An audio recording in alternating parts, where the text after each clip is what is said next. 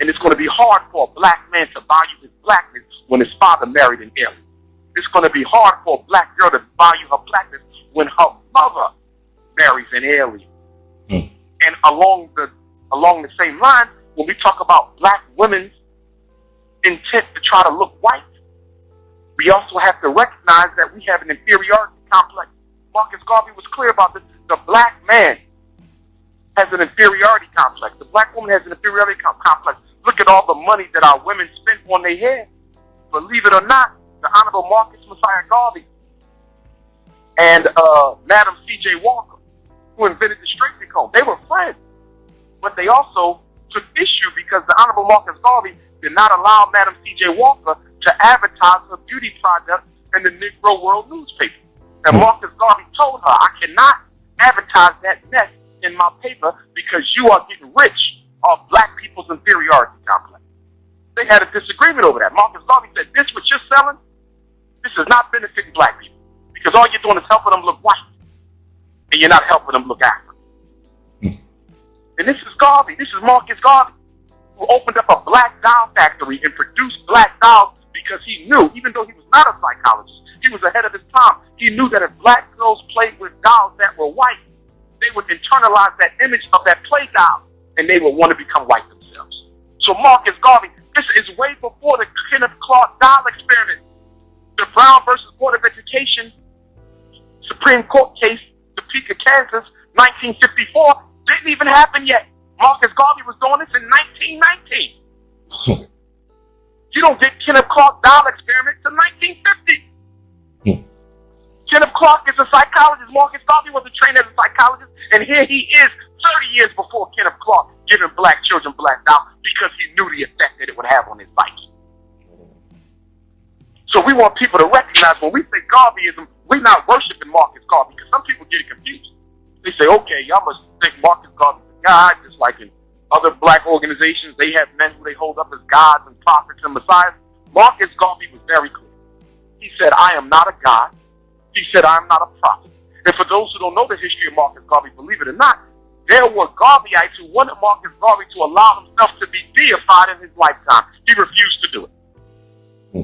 And people call Marcus Garvey arrogant. Anybody who calls Marcus Garvey arrogant, look at that. The man had an opportunity to be referred to as a messenger of God, or to be referred to as God in the person, and he refused to do it. He said that this movement is based on truth. He said this movement is based on truth. Ain't nobody going to make me into a God. I'm not a God. I'm simply a man doing the work that God would have me do. People don't understand Garvey. They think they got Garvey, but they ain't got Garvey, Bobo. They think they got Garvey. They got to study this thing.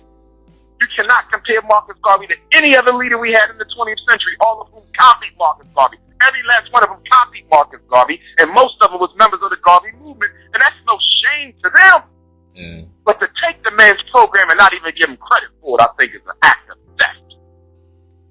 So we got to recognize that we are under assault right now in America. And we got to recognize that if we don't do something seriously to readjust our position on the global scale, we will be exterminated. They are moving to exterminate us. HIV/AIDS, that's extermination. Mass prison incarceration, that's extermination. Black on black violence through drugs and guns, that's extermination. Miseducation, that's extermination. Every problem that we have, wherever we are on earth, every problem is there to do what? Rid the world of African people. So we have to recognize that if we do not begin to embrace Garveyism and follow the program that the master left us, it will only be a matter of time before we become extinct. And let me ask a question, my lord. During the 20s, the racial situation was a little bit more tense between black and white. Now we're in the 21st century, and a lot of our people feel that we've made it. So how do we try to let our people know of the need for Pan-Africanism and Garveyism in the 21st century? Remember this. Before there can be action, first there must be an embracing of the truth. The biggest problem we have right now, the number one reason why black people are not up in arms and doing anything about the situation that they are in is because they are being told by the black aristocracy, well-educated, well-paid, and well-placed upper-class Negroes, that their times have gotten better. Now, the black masses are confused, Bobo, and they're confused because they hear you and I telling them that you're in the worst shape of your life. And they hear Tavis Smiley and Cornell West telling them that they have made so much progress and should be proud of where they are, even though they got a lot more to go. So they're confused, Bobo, because they don't know who to believe. So how do we get them to understand that we're telling the truth and that those well-paid house Negroes they see on TV are lying to them? By presenting them with the factual evidence, giving them the statistics. Statistics such as this. When slavery ended in America, black people owned 1/2 of 1% of all of the wealth in America. We owned 1/2 of 1% of all of the wealth in America. That's at the end of slavery in 1865. We still only own 1/2 of 1% of all the wealth in America. So when you give black people this information, they begin to wake up. But you have to recognize something, that it's going to be a difficult job to tell the truth. Telling the truth in and of itself, Bobo, is a revolutionary act. To tell the truth is a revolutionary act. Why is that? Because when you tell the truth, you are tearing the blinders off the eyes of people who have been lied to for generations. And when you tell the truth unapologetically and unequivocally, the way that it got to be told, people begin to take notice of what you said, enemy, as well as members of your race. Because telling the truth leads to revolution.